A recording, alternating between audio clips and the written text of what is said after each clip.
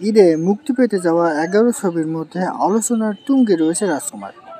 দর্শক চাহিদার কারণে মঙ্গলবার সন্ধ্যায় সিনেপ্লেক্স কর্তৃপক্ষ সবগুলো ছবির অগ্রিম টিকিট ছাড়ে। অনলাইনে টিকিট কাটার কয়েক ঘন্টার মধ্যে স্টার সিনেপ্লেক্সে মেগাস্টার শাকিব খানের এই ছবির টিকিট শেষ হয়ে গেছে।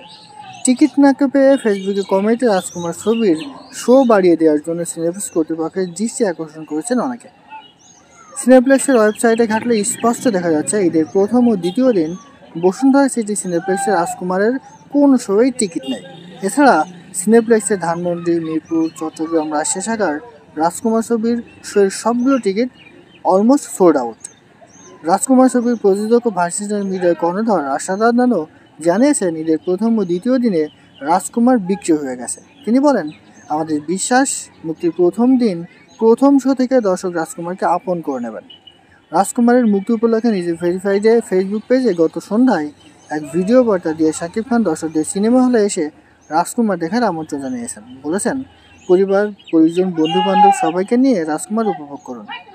দেশের 125টির মতো সিনেমা হলে ঈদ উপলক্ষে মুক্তি পাচ্ছে রাজকুমার। জানা যায় 212টি সিনেমা হলের মধ্যে শাকিবের এই ছবি রেকর্ড পরিমাণ রেন্টালে 4 ভাগের 3 ভাগ হল পেয়েছে। এতে করে রেকর্ড কয়েক কোটি টাকা বুকিং বানিয়ে তুলেছে।